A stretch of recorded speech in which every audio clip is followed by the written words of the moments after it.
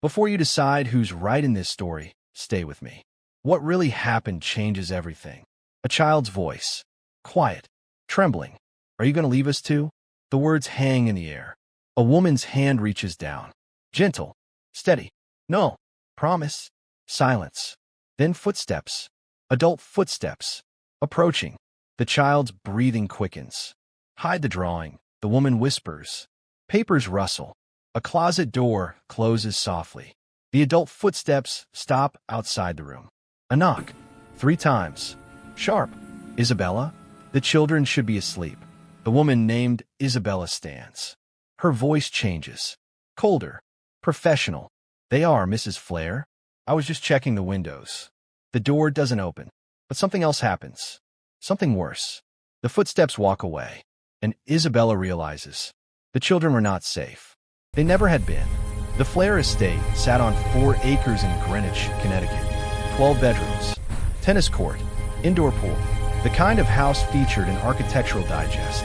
Isabella Harry pulled her aging Honda into the circular driveway. She was 29, master's degree in child psychology, 5 years working with trauma cases at a nonprofit. This job?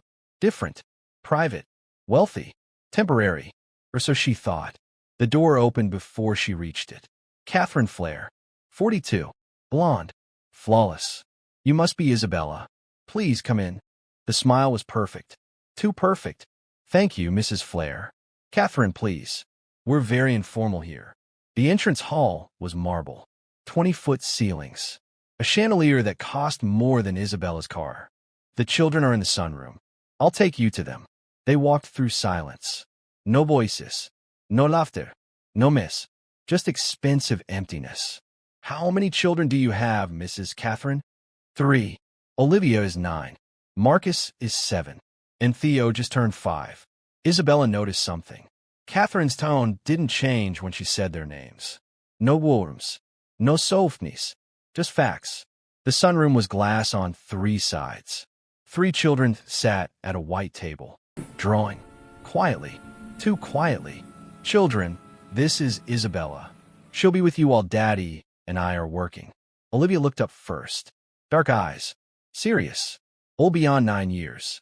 Hello. Olivia. That's a beautiful drawing. Olivia's hand moved to cover it. It's not finished. Marcus didn't look up at all. And Theo stared at Isabella with an expression she'd seen before. In her work at the shelter. Not hope, but the fear of hoping.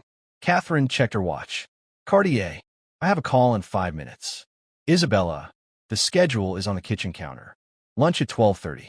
No screens before 3. They know the rules. Of course. And if you need anything, text me. But you won't need anything. They're very well behaved. Catherine left. The click of her heels faded. Isabella pulled out a chair. So, who wants to tell me about these drawings? Silence. Then Olivia spoke. Are you going to stay? I'm here every weekday. All summer. That's not what I mean. Isabella met her eyes. What do you mean? But Olivia had already returned to her drawing. And Isabella saw it now. The picture Olivia had tried to hide. A house. 3 small figures inside. And 2 large figures outside. With the door locked between them. Monday blurred into Tuesday, into Wednesday. Isabella learned the schedule. 7 a.m. Breakfast prepared by the chef. Eaten in silence. 8 a.m. Structured activities. Educational. Approved by Catherine. 10 a.m. Outdoor time. Supervised. 12:30. Lunch. 1 p.m. Quiet time. Separate rooms. 3 p.m. Limited screen time. Only educational content. 6 p.m. Dinner with parents if they were home, which they rarely were. Michael Flair appeared on Wednesday evening, tall. Silver at the temples. Expensive suit even at home. You're the new nanny. Not a question. Isabella Harry. Nice to meet you. His handshake was firm. Practiced. Catherine says the children have been cooperative. They're wonderful. Very creative, very good. Consistency is important. We've had issues with previous caregivers. They tend to get too involved. Isabella paused. Involved? Emotionally. The children have a routine. We prefer people who maintain professional boundaries. He smiled, the same perfect smile as Catherine. Of course. Though I do believe connection is important for Isabella. His voice didn't rise, it didn't need to. You're here to watch them, not raise them. The words landed like stones. I understand. Excellent. Catherine and I have a benefit Friday night. You'll stay until 11. He walked away, and Isabella understood something else. This wasn't a home that it was a museum, and the children were exhibits. Thursday afternoon, Isabella found Marcus in the library, alone, head down on the desk. Marcus? You okay? He didn't move. She came closer, saw the paper in front of him. Math problems. 4th grade level. All wrong. Every single one, but not because he didn't know the answers. The numbers were shaking. Jagged. Hey, rough day. Marcus finally looked up. His eyes were red. I am stupid. Who told you that? Nobody. I just am. Isabella sat down. Want to know a secret? I failed algebra. Twice. He blinked. Really? Really? You know what I learned? Sometimes our brains need information given to them in different ways. Everyone learns differently. She picked up the pencil. Want to try something? No pressure. Just trying. 20 minutes later, Marcus had solved 5 problems. Different method. Visual. Hands-on, his face transformed. I got it. You did. Can we do more? Tomorrow. Definitely. He smiled small. Genuine. The first real smile Isabella had seen in this house. Then the library door opened. Catherine stood there. Marcus, it's quiet time. You know the schedule. Mom, Isabella was helping me with quiet time means in your room. Alone. Marcus's smile disappeared. But I was finally understanding. Now, Marcus. He left, shoulders slumped. Catherine turned to Isabella. We have tutors for academics. Your role is supervision. He was struggling. I'm sure your intentions were good. But we have systems in place. The children need structure, not friendship. Catherine's tone was pleasant. Her words were not. They thrive on routine. Previous caregivers tried to be the fun aunt or the confidant. It confused them, made transitions difficult. Transitions when those caregivers inevitably left. Isabella felt something cold in her stomach. How many caregivers have there been? Catherine smiled. You're the 7th this year. I'm hoping you'll be the one who understands professional boundaries. She left, and Isabella stood in the empty library. 7 caregivers in 8 months. Friday night. Catherine and Michael left for their benefit at 6:30. Designer gown. Tuxedo. Perfect couple. Bedtime is 8:30. They know the routine. The door closed. Isabella waited, listened to the silence, then walked upstairs. Olivia's room was at the end of the hall. Door closed. Isabella knocked. Come in. Olivia sat on her bed, reading, but her eyes weren't moving across the page. Hey, your parents left. Want to come downstairs? We can make popcorn. Watch. I'm fine here. Okay, but the offer stands. Isabella turned to leave. Isabella, yeah. Why'd you take this job? The question hung in the air. I needed work. And I like working with kids, but that's not a real answer. Olivia closed her book. The last nanny said she needed the money. The one before that said it would look good on her resume. The one before that didn't even pretend. She just needed somewhere to stay. How long did they last? 3 weeks. 1 month. 2 weeks. Isabella sat on the floor. Eye level. What made them leave? Olivia's face changed, harder. Older. My parents did. What do you mean? They make it impossible. They want someone who follows the rules but doesn't care. Someone who watches us but doesn't see us. Someone who stays but doesn't matter. Her voice cracked. It's impossible. Isabella's chest tightened. Olivia, you're going to leave too. They all do. So it's better if I don't. She didn't finish. But Isabella understood. It's better if I don't care about you. I'm not leaving. You say that now. I mean it. Olivia looked at her, really looked. They'll make you want to. Let them try. Something flickered in Olivia's expression. Not quite hope, but close. Can I show you something? Of course. Olivia went to her closet, pulled out a shoebox. Inside, drawings.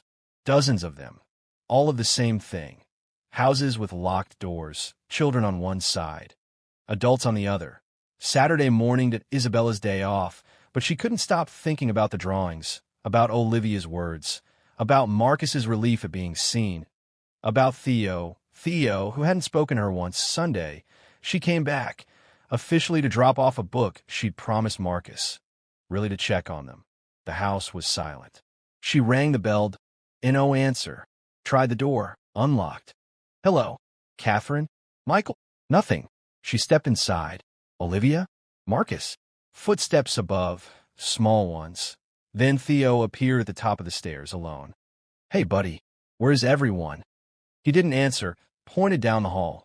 Isabella climbed the stairs, followed him to his room.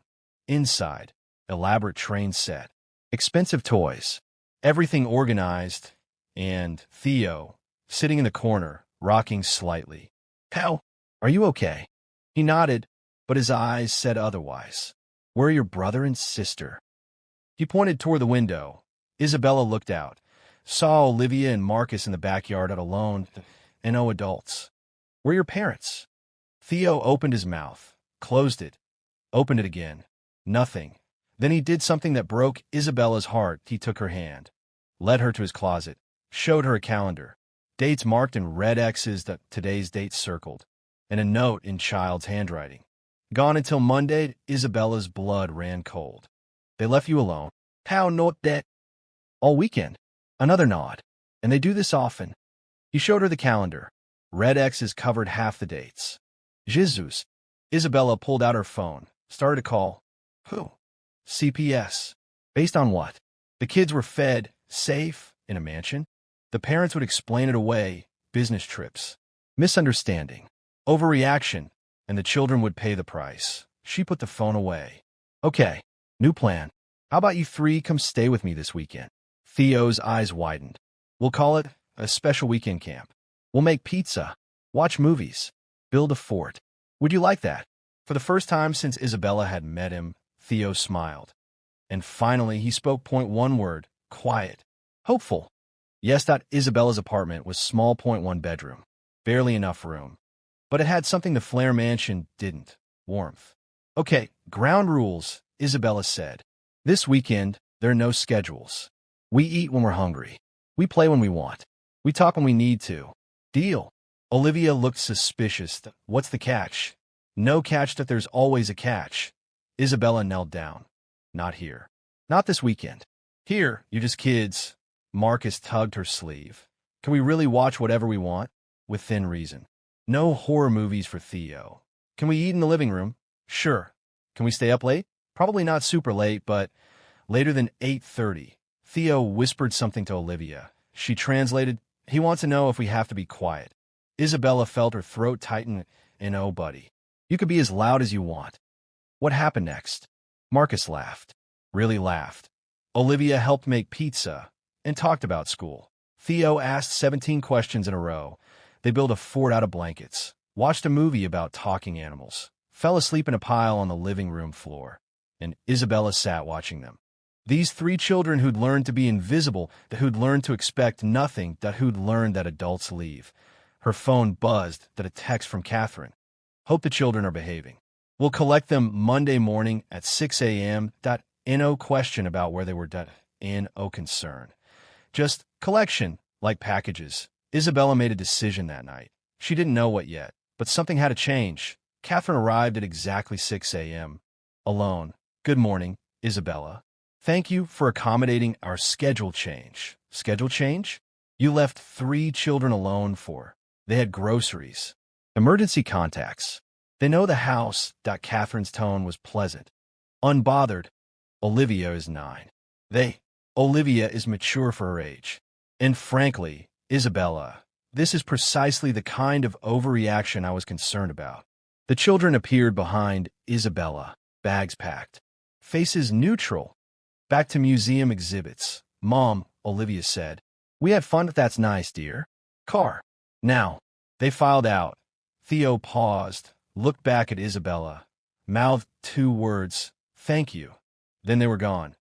Isabella stood in her doorway, shaking, not from fear, from rage. Isabella couldn't let it go. That night, she called her former supervisor, Dr.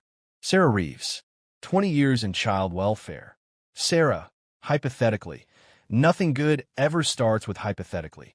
If you knew children were being emotionally neglected but physically safe, what would you do? Silence on the line.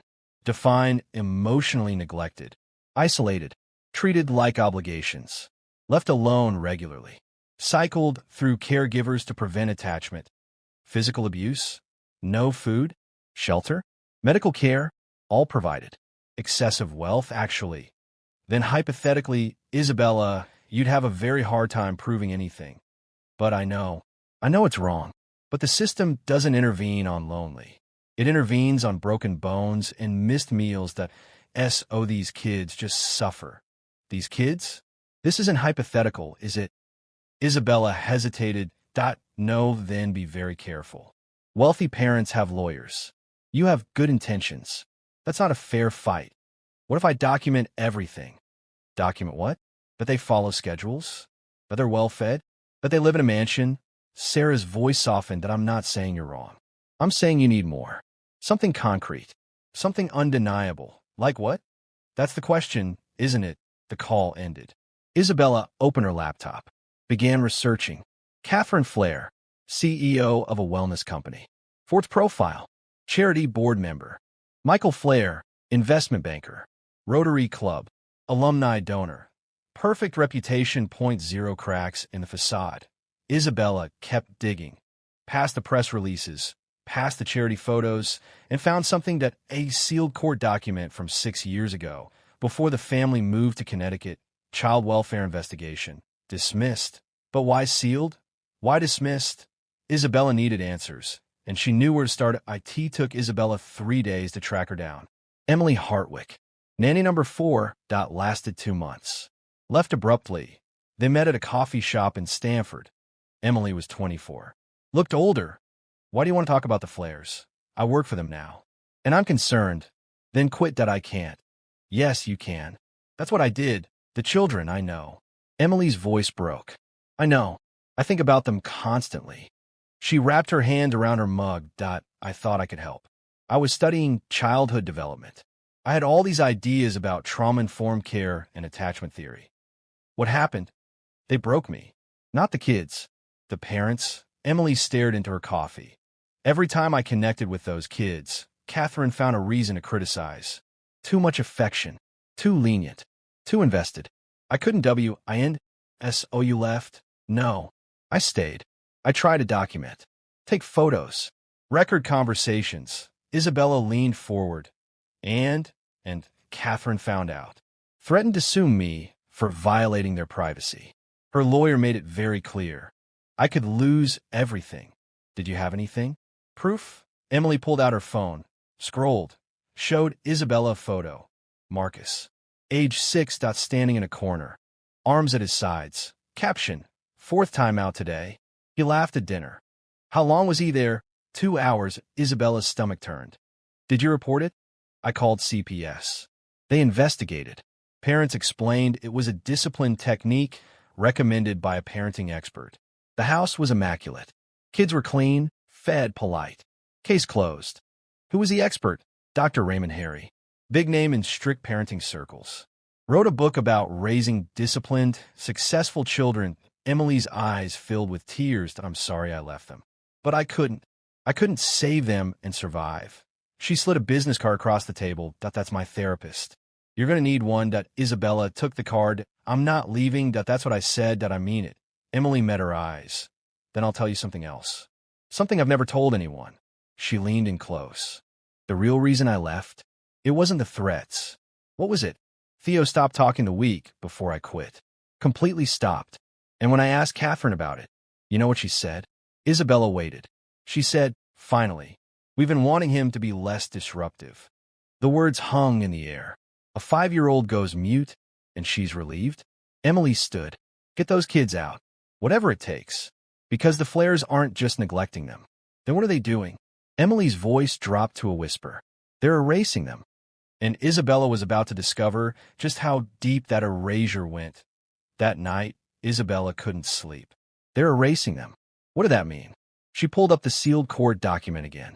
Spent 2 hours searching for connections. And found a name. Buried in a legal blog post about dismissed cases. Flair versus Massachusetts Department of Children and Families. The case involved allegations of emotional abuse, filed by a teacher, dismissed after the family moved states. The teacher's name, Patricia Owens. Isabella found her on LinkedIn. Now retired, living in Boston. She sent a message. I'm the current caregiver for the Flair children. I need to know what happened. The response came at 2 a.m. Call me. Now. Isabella dialed. Patricia answered on the first ring. You have them? Olivia, Marcus, and Theo? Yes. I'm their nanny. Get them out. I'm trying. But you need proof. I know. I had it. It wasn't enough. Patricia's voice was urgent. What did you see? I taught Olivia in 2nd grade. Bright kid. So bright. But she never smiled. Never played. At recess, she'd sit alone and watch. Isabella listened. One day, she wrote a story about a girl who lived in a glass box. People could see her, but she couldn't hear them, couldn't touch them, just existed to be looked at. Did you talk to the parents? I tried.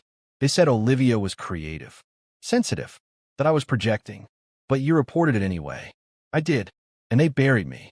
Lawyers. Counter-allegations that I was targeting their family. The school backed down. CPS investigated and found nothing actionable. What happened to Olivia? She changed schools. They moved, and I lost my job. Patricia paused, but I kept the story, the one Olivia wrote. Do you still have it? I do. And Isabella? Yeah? There's a line at the end. Just one line. It said, the girl in the box wasn't waiting to be let out. She was waiting to disappear, so no one would feel bad about not opening it. Isabella's breath caught. She was 7 when she wrote that. I know. Patricia, why are they doing this? What do the Flairs want? That's what I never understood. They're not cruel for cruelty's sake. It's calculated, like they're building something. Building what?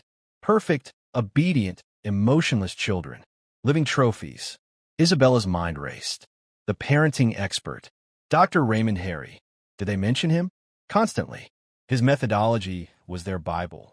Emotional distance. Strict schedules. Discouraging attachment. All in the name of creating successful, independent children. That's abuse. It's marketed as parenting. Patricia's voice hardened. Get them out, Isabella. Because I didn't. And I've regretted it every day since. The call ended. Isabella sat in the dark. She thought about Olivia's drawings. Marcus's shaking hands. How should I see in, sir? The glass box. And made a decision. She was going to break it.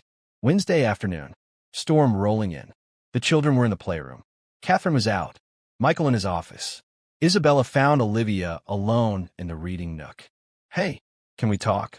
Olivia looked up. Wary. About what? About you. There's nothing to talk about. Isabella sat down. I spoke to Ms. Owens. Olivia's face went white. You.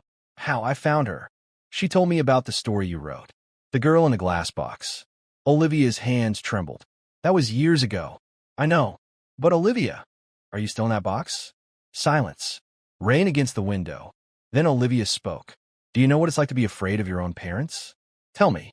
Not afraid they'll hit you. That would be easier. You're afraid to love them. Because every time you do, they remind you that you're an inconvenience. A project. Something to manage. Her voice cracked. They measure everything. My grades. My weight. My performance. But never just me. Olivia, last year, I won a writing contest. I was so excited. I showed my mom. You know what she said? Isabella waited. That's nice. Make sure your room is clean before dinner. A tear slid down Olivia's face. I wanted to stop existing. Not die. Just stop being a burden.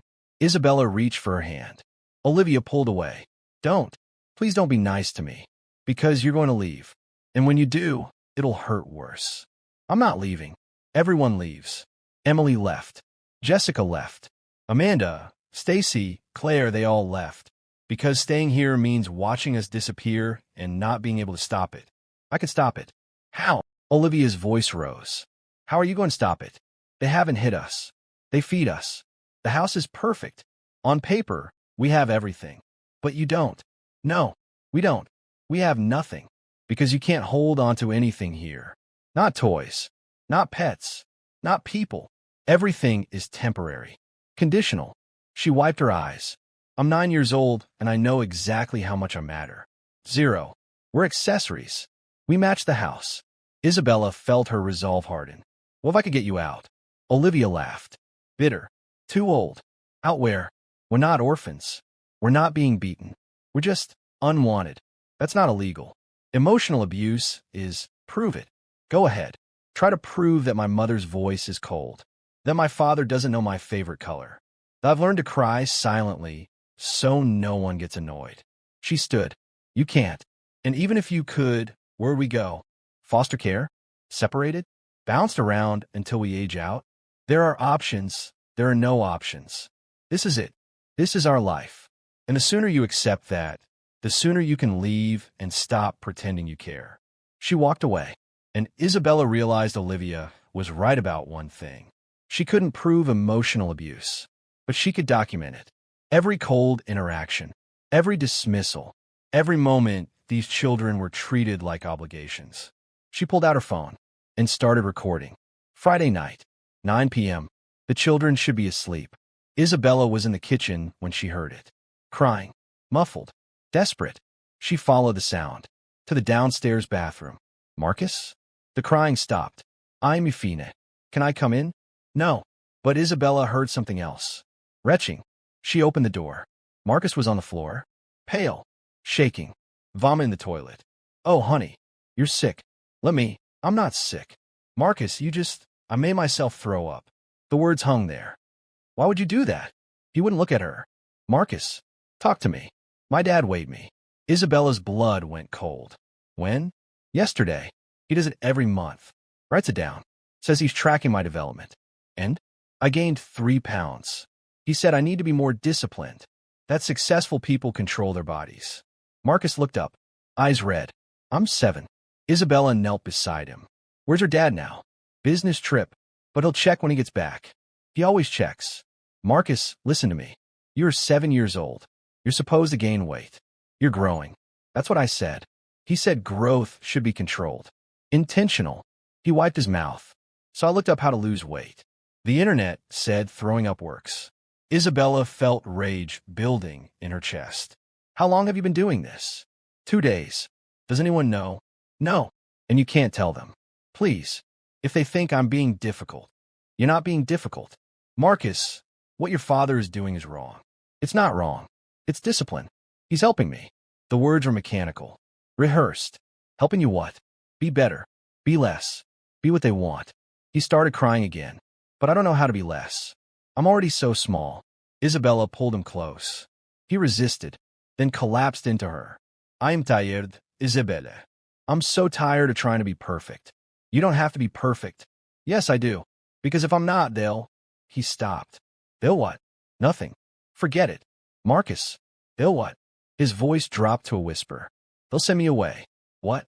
Who told you that? Nobody. But I heard them talking. Last year. About a boarding school. For kids who need more structure. They were talking about sending you away. They said Olivia was strong enough. But Marcus needed help. That maybe a more rigid environment would improve his outcomes. He looked at Isabella with absolute terror. I don't want to go. I don't want to leave Olivia and Theo. So I'll be good. I'll lose the weight. I'll be perfect. Just please don't let them send me away. Isabella held him tighter and made a promise. Nobody is sending you anywhere. I promise you, Marcus. Nobody. That weekend, Isabella compiled everything. Audio recordings of Catherine dismissing Olivia's emotions. Photos of Marcus's weight chart going back 2 years. Video of Theo standing in the corner for an hour because he'd asked a question at dinner. The schedule, rigid, punishing, designed to prevent connection. Email chains between Catherine and Dr. Chun discussing emotional discipline techniques. A receipt for the boarding school consultation. And the children's drawings. Dozens of them, all showing isolation, distance, boxes. She contacted a family lawyer, pro bono, someone who worked with cases the system ignored. His name was David Park, 53, seen everything. They met at his office. Show me what you have. Isabella did. He watched, listened, reviewed documents. When she finished, he sat back. This is compelling, but it's not enough. How is this not enough? Because wealthy parents have rights. They can argue parenting philosophy. They can say the weight tracking is medical. The schedules are structure. The emotional distance is teaching independence. That's abuse. Prove it's abuse and not parenting. To a judge, beyond reasonable doubt, with lawyers who'll shred your credibility. Isabella felt helpless. So did they just win? No, but you need more. You need one of two things: the children willing to testify, I won't put them through that. Then you need the parents to make a mistake. A big one. Something undeniable. Like what? David met her eyes. Like catching them in an act so egregious, the system can't ignore it. How do I do that? You wait. You document. And when they slip, because they will, you nail them. What if they don't slip? Then you make them. Isabella left the office. Her hand shook. Make them slip. How? The answer came to her slowly. Then all at once. The Flares thrived on control, on perfection, on maintaining their image. What if she disrupted it? What if she forced them to react? What if she made them show the world what they showed those children every day? It was risky. It could backfire. But doing nothing guaranteed the children would never escape. Isabella made her choice. Monday morning, 7 a.m. Catherine and Michael at breakfast. Children eating in silence. Isabella entered. Good morning. I need to discuss something. Catherine looked up, annoyed. This isn't the time. It's about the children's emotional development. Michael set down his coffee. What about it? I think they need more social interaction. Play dates. Activities outside the house. They're isolated. They have structured activities. With each other. Not peers. Catherine's smile tightened. Isabella, we've discussed boundaries. I'm discussing their needs. No, you're overstepping. Isabella pulled out a folder. I've been documenting my observations. With all due respect, I think some of your parenting choices are harming them. The room went silent. Michael stood slowly. Excuse me? The weight tracking. The emotional distance. You've been documenting our parenting? Yes, because I care. You care about boundaries, which you violated. Catherine's voice was ice. These children are suffering. These children are thriving. They're healthy, educated, privileged. How dare you suggest otherwise? Privilege isn't the same as enough. Michael's voice cut through. You're fired. Effective immediately. Isabella expected this. I won't leave them. You don't have a choice. Then I'll report what I've seen. Catherine laughed. Actually laughed. To who? CPS? They've been here. Multiple times. Found nothing. Because there's nothing to find. The weight charts, medical tracking, recommended by our pediatrician. The emotional neglect, parenting philosophy, backed by experts. The boarding school, a consultation, about educational options. Michael stepped closer. You have nothing. And if you try to pursue this, our lawyers will destroy you. Defamation, slander, breaching confidentiality agreements. I don't care. You should, because you'll lose everything. Your career, your reputation, your ability to work with children again. He smiled. And the children? They'll still be here. With us. Learning that people who claim to care always leave. Isabella felt the trap closing. But she had one card left. What if I go public? Silence. What? Catherine's voice sharpened. Your reputation. Your image. Your perfect family brand. What happens when I post everything I've documented? When I talk to reporters? When I make sure everyone knows who you really are? Michael's jaw tightened. You signed an NDA. Swim me. I'll crowdfund the legal fees. And while we're in court, everything comes out. Catherine stood. You're bluffing. Try me. The standoff lasted 30 seconds. Then Michael spoke. Catherine. A word. Privately. They left the room. Isabella looked at the children. All three stared at her. Terrified. Hopeful. Confused. Olivia mouthed, what are you doing? Isabella mouthed back. Saving you. But what Isabella didn't know was that the Flares had been planning for this moment all along. Catherine and Michael returned. Their faces calm. Too calm. Isabella. Seat. She didn't. We've reconsidered. What? Michael folded his hands. You're right. We've been too rigid. Too focused on outcomes. We want to make changes. Isabella's instinct screamed. What kind of changes? Therapy. Family therapy. For all of us. And we'd like you to stay. to help facilitate the transition. I don't believe you. Catherine's smile was patient. We understand your skepticism, but you've made us realize we need help. We love our children. We want what's best for them. Then let them go. Go where? They belong with us. With people who actually care. We do care. Michael's voice hardened. Just because we don't show it the way you think we should doesn't mean it doesn't exist. He pulled out a folder. Since we're sharing documentation. He slid photos across the table. Isabella's stomach dropped. Photos of her apartment. The weekend the children stayed. Marcus sleeping on the couch. Theo eating cereal at midnight.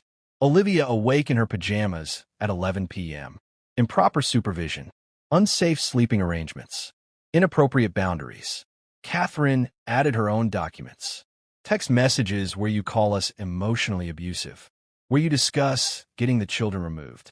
Where you conspire with our former employees. Michael leaned forward. You're not the hero here, Isabella. You're an unstable caregiver who violated our trust, our privacy, and our children's safety. That's exactly what our lawyers will argue. And it's what the judge will believe. He pulled out another document. This is a petition for a restraining order against you, citing your erratic behavior, boundary violations, and concerning attachment to the children. You can't, we can, and we will. Unless. Isabella felt the trap snap shut. Unless what? Unless you walk away. Now, quietly. You sign an NDA expansion. You agree never to contact the children again. Never to speak about this family. Never to interfere. And if I don't, then we file the restraining order. We press charges. We make sure you never work with children again. Catherine's voice softened. But more importantly, we make sure the children see exactly what happens to people who try to take them away from us. That the person who claimed to care caused them more trauma than we ever did. Isabella looked at Olivia, saw the fear in her eyes, saw her pleading, don't leave us. But also, don't make it worse. Michael pushed the papers forward. You have until tomorrow morning to decide. Stay silent and walk away. Or fight and lose everything. He stood. The children will be kept home from activities today. For their emotional well-being after this disruption. Catherine added, when you come tomorrow with your decision, they won't be here. To avoid confusion. They left. Isabella sat alone, hands shaking. She'd walked into their trap, and now she had to choose, abandon the children, or destroy any chance of ever helping them. Isabella didn't sleep. She sat at her kitchen table, the NDA expansion in front of her, her phone beside it. At 2 a.m., it buzzed. Unknown number. She almost didn't answer. Hello, Isabella? A whisper. Female. Young. Olivia? I stole Mom's phone. I don't have long. Olivia, are you okay? Please don't sign it. Please don't leave us. Isabella's throat closed. I don't want to, but if I stay, they'll make things worse. For you. For all of you. It can't get worse. Isabella, it can't. This is already. Her voice broke. I am disappearing. Marcus won't eat. Theo hasn't spoken in 2 days. We're breaking.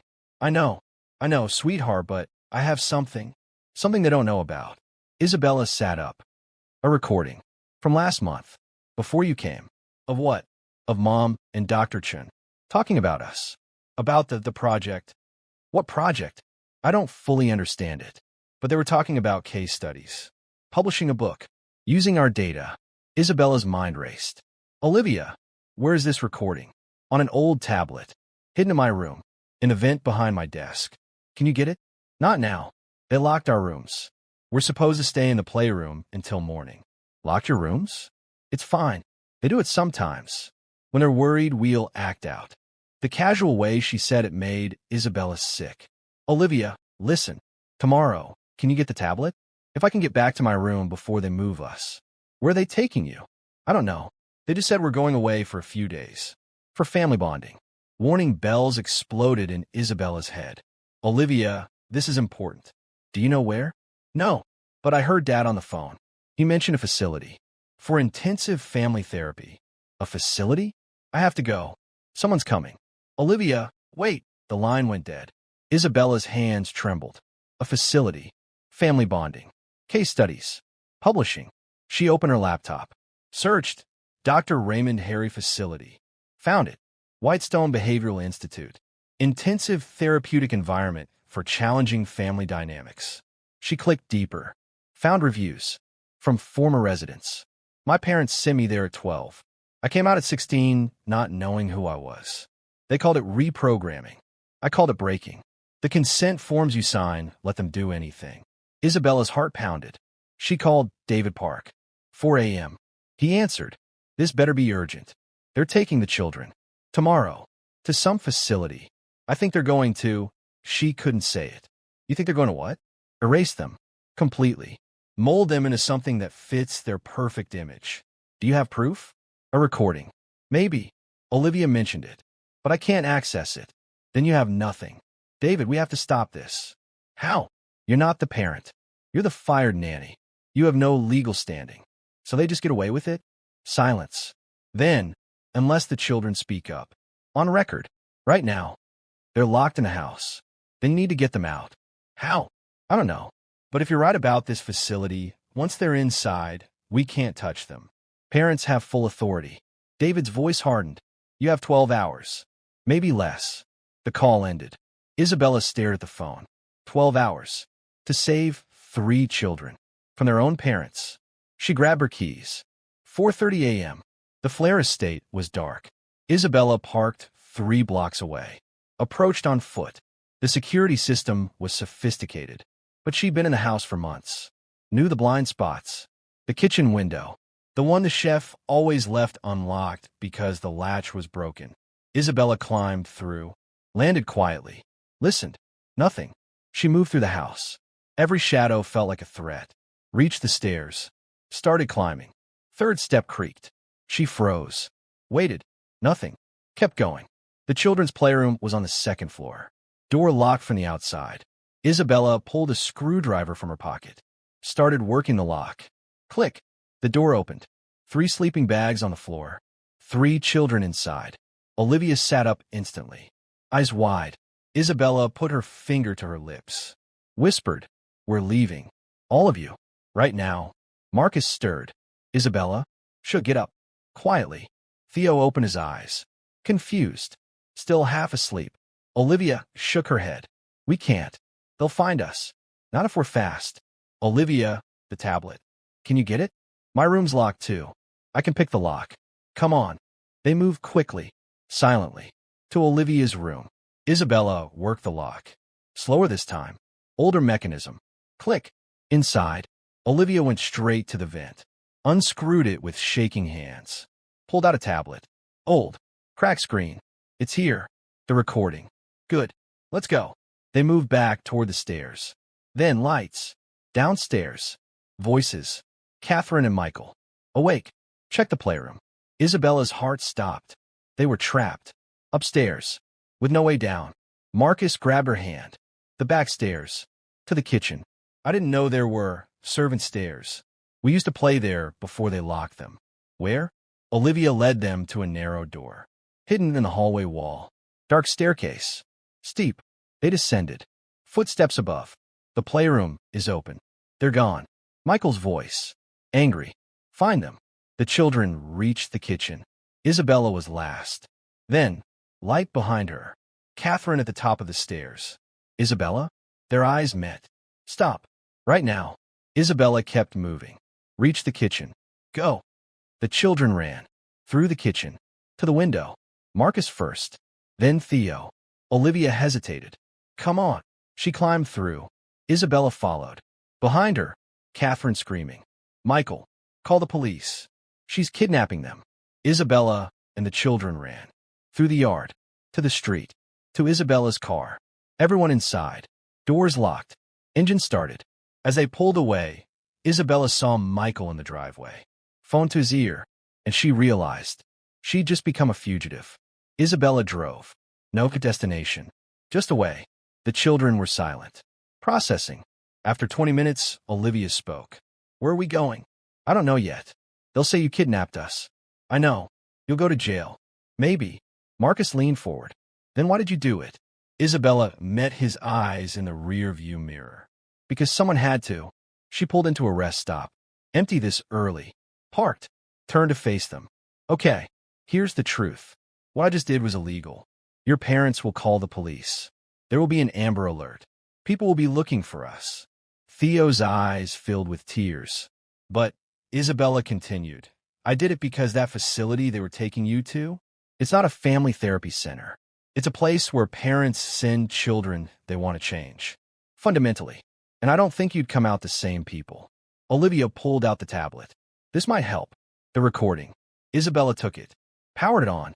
Low battery. 18%. Found the audio file. Dated 6 weeks ago. She pressed play. Catherine's voice, clear. Dr. Chun, I need to know the success rate. How many children have completed the protocol? Dr. Chin's voice, calm. 87% full compliance. The remaining 13% showed partial improvement. And what qualifies as full compliance? Complete emotional regulation. Suppression of attachment-seeking behaviors. Acceptance of parental authority without resistance. Michael's voice joined. Our primary concern is Olivia. She's showing signs of emotional dependency. The crying. The questions. It's inappropriate for her age. Dr. Chun, the intensive program would address that. 3 months. Controlled environment. By the end, she'll understand that emotions are tools, not impulses to indulge. Catherine, in the book, you'll still feature them as case studies. Absolutely. Your family is the perfect example of raising high-functioning, successful children in the modern age. The Flair method will be revolutionary. Michael, as long as our names are protected. Of course. Anonymous case studies. But your results will speak for themselves. The recording continued. Details about the protocol. Sleep schedules designed to create compliance. Isolation tactics. Reward systems based on emotional suppression. In this exchange, Catherine, what about Marcus? He's resistant to the weight management. Dr. Chun, that's a control issue. Once he understands his body is a project, not a self, the resistance fades. And Theo's mutism? Actually beneficial. Less verbal resistance makes behavioral shaping simpler. Silence in the car. Then Olivia spoke. We're not their children. We're their experiment. Isabella's hands shook with rage. Not anymore. She called David Park. I have the recording. You need to hear this. All of it. But time was running out. And the police were already searching. David listened to the entire recording. When it finished, this is it. This is what we need. What do we do? You come here. Now. My office. We file emergency protective custody. With this recording, we can prove imminent harm. The police are looking for us. Then we go to them. With evidence. With a lawyer present. Isabella, you did the right thing, but we need to do this legally now. What about the children? They'll be placed in emergency foster care. Temporarily. Until we can, no. Olivia's voice. Fierce. I'm not going to foster care. I'm not getting separated from Marcus and Theo. David's voice softened through the phone. Olivia? I'm David Park. I'm a lawyer. I'm going to help. Help how? By splitting us up? By putting us with strangers? Again? It's temporary. Just until. Until what? Until a judge decides? Until our parents' lawyers make us look crazy? Until we end up back with them because there's no proof of broken bones? Her voice broke. We've been screaming for years. Nobody heard us. Isabella was the first person who saw us. And now you want her to hand us over? David was quiet. Olivia, I understand. No, you don't. You understand laws. You understand systems. But you don't understand what it's like to be invisible in your own home. Isabella put a hand on Olivia's shoulder. We're going to David's office. Together. All of us. We'll figure it out. But we're not running anymore. She started the car. David, we'll be there in an hour. But as she pulled out of the rest stop, her phone rang. Unknown number. She answered. Hello, Isabella Harry? Male voice. Official. Yes. This is Detective Morrison, Connecticut State Police. We have an active Amber Alert for 3 children in your custody. Isabella's stomach dropped. I can explain, ma'am. Those children need to be returned to their parents immediately. Detective, you don't understand. I understand you removed 3 minors from their home without permission. That's kidnapping. I have evidence of abuse. Then you should have contacted authorities, not taken the law into your own hands. Olivia grabbed the phone. We don't want to go back. Silence. Then, Young lady, I need to speak with Miss Harry. They were going to send us to a facility to change us. We have proof. That's for courts to decide. Right now, you need to. Olivia hung up, looked at Isabella. Don't take us to the police. Please. Olivia, we don't have a choice. There's always a choice. Marcus spoke up. What if we go to the news? Like Isabella said. What if we tell everyone? Isabella's mind raced. That could backfire. Make things worse. Or, Olivia said slowly, it could make it impossible for them to hide. How do get Isabella? Pointed to the tablet. Mom posting something. Isabella understood. You want to post the recording online? He nodded. Olivia's eyes widened. If everyone hears it, they can't just make us disappear. Isabella thought. About the risks. About the exposure. About the fact that wealthy families bury scandals every day. Unless those scandals go viral. If we do this, there's no going back. Your parents will never forgive you. Olivia met her eyes. Good. Isabella pulled over. Open her laptop. We need to do this right. Write a statement. Explain what's happening. Let people hear your voices. Olivia took the laptop. Started typing. 10 minutes later, she'd written it. A clear, calm, devastating account of years of emotional erasure. Of the facility they'd almost been sent to. Of the recording. Of parents who loved control more than their children. Read it out loud, Isabella said. Make sure it's what you want to say. Olivia read. Her voice steady. Strong. When she finished, Marcus and Theo nodded. Post it, Olivia said. Isabella hesitated. Her finger over the button. Once this was out there, everything would change. For all of them. You're sure? All three children looked at her and nodded. Isabella pressed post. The statement went live. With the recording attached. Within minutes, shares. Within an hour, thousands of shares. Within 2 hours, national news. And Catherine and Michael Flair's perfect facade began to crack. The news picked it up fast. Breaking. Children expose parents' alleged emotional abuse. Viral recording raises questions about parenting methods. Flair family under investigation after children's public plea. Isabella's phone exploded. Reporters. Supporters. Trolls. She turned off. Focused on the children. They were in David Park's office now. He'd met them at the door.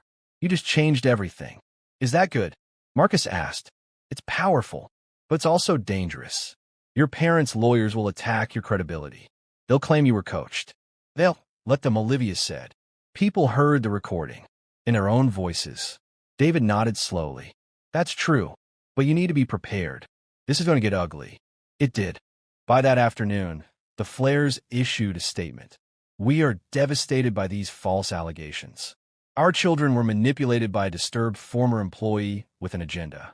We love our children and are pursuing all legal avenues to bring them home safely. Dr. Raymond Harry released his own statement. My methods are evidence-based and endorsed by child development experts. Any claims of abuse are mischaracterizations of therapeutic techniques. But the internet wasn't buying it. The recording was too clear. The children's words too honest. And other former patients of Dr. Chun began coming forward. Emily Hartwood posted her own statement. I witnessed what the Flairs did to their children. Isabella Harry is a hero. I was a coward. I'm sorry I didn't do what she did. Patricia Owens, the teacher, gave an interview.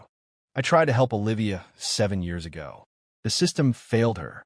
I'm grateful someone finally succeeded. More voices joined. Former nannies.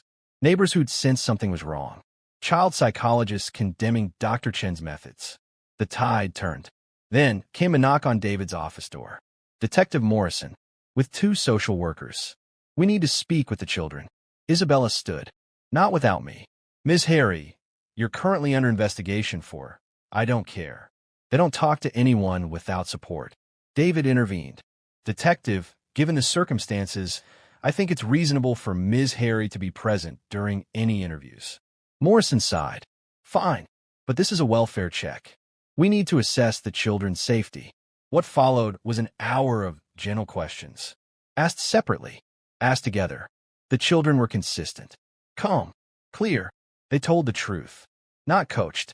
Not exaggerated. Just the truth. When it was over, Morrison spoke privately with David. Isabella watched through the window. saw Morrison's expression change from skepticism to concern. He returned, "Ms. Harry, you're not being charged. Given the circumstances and the evidence that's emerged, we're treating this as a protective intervention." Isabella's knees nearly gave out. "And the children?" "Emergency protective custody." But he looked at David. "We're recommending they remain with Ms. Harry temporarily, pending full investigation." Olivia grabbed Isabella's hand. "We can stay with you, if that's what you want." "It is." Marcus and Theo nodded. Morrison continued, "Mr. and Mrs. Flair have been informed. They are not pleased. Their lawyers are already filing motions." "Let them," David said. "We have a judge who actually cares about emotional abuse. This isn't going to be buried." Morrison left. The social workers conducted a home visit to Isabella's apartment, approved it as temporary placement. And for the first time in their lives, Olivia, Marcus, and Theo went to sleep knowing they were safe. 2 weeks later, emergency custody hearing. Catherine and Michael Flair sat with 3 lawyers. Perfect posture, controlled expressions. Isabella sat with the children and David. The judge was Honorable Patricia Reeves, 58, former child advocate. She'd reviewed everything: the recording, the statements, the medical records. She began, "This is an unusual case. There are no allegations of physical abuse, no neglect in the traditional sense. But what I've reviewed is deeply troubling." Catherine's lawyer stood. "Your Honor, we maintain that these are parenting decisions, not abuse. Our clients have provided an exceptional life for their children." "Counsel, I've listened to the recording multiple times. These are not parenting decisions. This is systematic emotional suppression." "With respect, Your Honor, that's an interpretation. It's not an interpretation when a licensed psychologist discusses treating children like experiments. When a mother asks about success rates for emotional compliance." Judge Reeves turned to the children. "Olivia, Maka, Tao, I want to hear from you. Not your parents. Not the lawyers. You. Do you feel safe with your parents?" Olivia stood. "No, Your Honor." "Why not?" "Because they don't see us as people. They see us as projects. And we were failing." "What do you mean by failing?" "I have emotions." Marcus gains weight. Theo talks. "Those are all failures in their system." Judge Reeves's expression softened. "What do you want?" "To be kids. To make mistakes. To be loved without conditions." "And where do you feel you can be those things?" "With Isabella." The judge looked at Catherine and Michael. "Do either of you have anything to say?" Catherine stood, perfectly composed. "Your Honor, we love our children. Everything we've done has been to give them the best possible future, to prepare them for success in a competitive world, by teaching them to suppress their emotions, by teaching them emotional regulation, discipline, self-control." "Mrs. Flair, your daughter wrote a story at age 7 about a girl in a glass box waiting to disappear. Does that sound like a successfully regulated child?" Catherine faltered. She was always dramatic. She was crying for help. Michael stood. "Your Honor, with all respect, you're allowing a fired employee and her narrative to override years of careful parenting. We've provided for our children. We've never harmed them. And now they're being coached to say things that, Mr. Flair, I've interviewed your children separately on multiple occasions. They are not coached. They are consistent. They are credible." She opened a folder. "I've also spoken with Dr. Raymond Harry. He has agreed to surrender his license pending investigation. 19 former patients have filed complaints. Your family was not unique." Catherine's face went white. "Furthermore, I've reviewed the contract for Whitestone Behavioral Institute. Do you know what you signed?" "Silence. You gave them permission to use physical restraints, isolation, sleep deprivation, all in the name of therapy. We didn't know. You didn't ask. You were so focused on creating perfect children that you didn't care what methods would be used." Judge Reeves closed the folder. "I'm granting temporary custody to Ms. Isabella Harry. The children will remain with her pending a full investigation. You will be allowed supervised visitation, 1 hour per week, in a neutral location." "Your Honor, you can't." "I can. And I am. Because those children deserve a chance to be children. Not projects. Not case studies. Children." She looked at Isabella. "Ms. Harry, you broke numerous laws. You acted outside the system. Under normal circumstances, you'd be facing charges. Isabella's heart pounded. But these are not normal circumstances. You saw something everyone else missed, and you had the courage to act. However, you're not a licensed foster parent. You'll need to complete the necessary training and certification. Can you commit to that? Yes, Your Honor. Then we'll reconvene in 6 months. To reassess. She banged the gavel. Court is adjourned. Catherine stood, eyes on Olivia. You've destroyed this family. Olivia met her gaze. No, Mom. You did. We're just trying to survive it. Michael grabbed Catherine's arm. They left, and the children breathed. For the first time in years. Really breathed. Isabella's apartment was cramped. 3 kids in a 1-bedroom. Sleeping bags in the living room. Clothes everywhere. And it was perfect. Olivia was in therapy, learning to express emotions without fear. Marcus was gaining weight. Healthfully, eating without anxiety. Pautonka. All the time. About everything. They weren't fixed. Healing isn't linear. There were hard days. Nightmares. Anxiety. Moments of regression. But there were also good days. Olivia joined a writing club. Marcus discovered he loved cooking. Theo started kindergarten. Made friends. They were becoming themselves. The follow-up hearing was scheduled for today. Isabella dressed carefully. The children were nervous. What if she changes her mind? Marcus asked. She won't. How do you know? Because I have proof now. 6 months of proof that you're thriving. And they were. Report cards. Therapy notes. School observations. All showing the same thing. These children were finally safe. In court, Judge Reeves reviewed everything. Ms. Harry, you've completed foster certification? Yes, Your Honor. The children are enrolled in school? Attending therapy? Yes, Your Honor. And Mr. and Mrs. Flair, you've attended the supervised visitations? Catherine's lawyer answered. My clients have attended every session. They've completed a parenting course. They're requesting increased visitation. Eventually, reunification. Olivia tensed. Judge Reeves looked at the children to D. Oh, you want to see your parents more? All 3 shook their heads. Why not? Olivia spoke, because they still don't see us. They see the children they wanted, not the children we are. Have they changed at all? They say the right things now. But it doesn't feel real. It feels rehearsed. The judge nodded that I've reviewed the visitation reports. I've spoken with the therapists, and I agree. She looked at Catherine and Michael. Your children have flourished in Ms. Harry's care. They've grown. They've healed. What they haven't done is express any desire to return to your home, but they're children. They don't understand. They understand perfectly. They understand that love isn't control, that parenting isn't performance, and that they deserve better. She signed an order. I'm granting MS Harry permanent guardianship, pending adoption proceedings, if she chooses to pursue them. Isabella's breath caught. Your Honor, Ms. Harry, do you want to adopt these children? Isabella looked at Olivia, Marcus, and Theo. They looked back. Yes. If they want that, DOU. The judge asked the children. 3 voices clear. Yes. Judge Reeves smiled. Then make it happen. Court dismissed. Catherine stood. This is wrong. You're punishing us for treating your children like commodities, for hiring a psychologist to break them, for nearly sending them to a facility that would have destroyed them. The judge's voice hardened. You're not being punished, Mrs. Flair. You're experiencing consequences. There's a difference. Michael and Catherine left, defeated, angry, but powerless. And Isabella held 3 children, her children, and cried. Isabella used the money from the book deal. Yes, a book deal. Her story, the children's story, was everywhere. Publishers bidding. Movie rights sold. And Isabella said yes. Not for fame, but because the money meant a real house. 3 bedrooms. A yard. Stability. Moving day was chaos. Boxes everywhere. Marcus insisted on organizing the kitchen. Olivia claimed the room with the best light for writing. Theo wanted to paint his walls blue. They were loud, messy, imperfect, normal. Emily came to help. You did it, she said. We did it. Your statement helped. I should have done more. Years ago.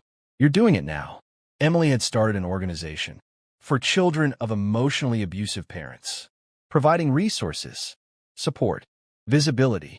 Patricia Owens sent a message. Tell Olivia I'm proud of her. The Flairs tried to appeal. 3 times. All denied. Dr. Chun lost his license permanently. His book deal was canceled.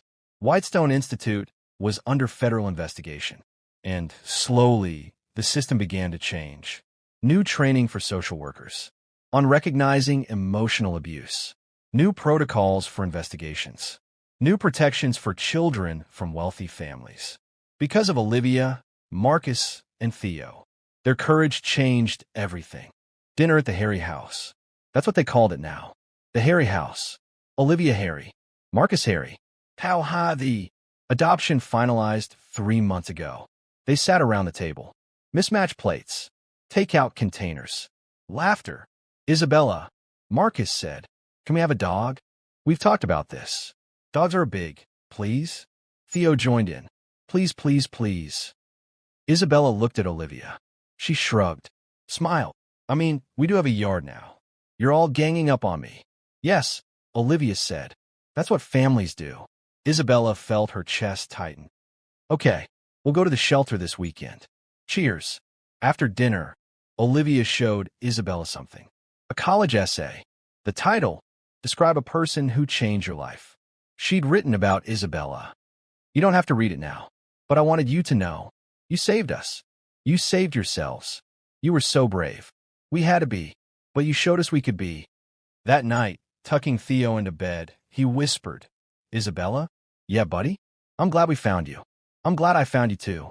No, I mean, we were looking in every nanny, every person, for someone who would see us." His voice was small, and you did. Isabella kissed his forehead. "I'll always see you." She turned off the light, walked downstairs, sat on the porch, thought about how it started. A job posting, wealthy family, 3 children, summer position, and how it ended. 3 children saved, a family built, a system changed. Her phone buzzed. Message from an unknown number. "Thank you for sharing your story. I'm a nanny. I've been seeing signs. I didn't know what to do. Now I do." Isabella smiled and realized the story wasn't about her. It was never about her. It was about 3 children who refused to disappear, who fought to be seen, who taught her what courage really meant. The nanny who saved 3 children from their own parents? That wasn't the real story. The real story? 3 children who saved each other and found someone brave enough to help. Soft voiceover, final words. Sometimes saving someone means breaking all the rules. Sometimes love means risking everything. And sometimes the family you need isn't the one you're born into. It's the one that sees you, really sees you, and refuses to look away. For every child still waiting to be seen, for every person brave enough to see them, this story is for you. If this story moved you, if you see yourself in these children, or if you know someone who needs to hear this, share it. Not for me, for them. Because somewhere, a child is waiting, and your voice might be the one that finally reaches them.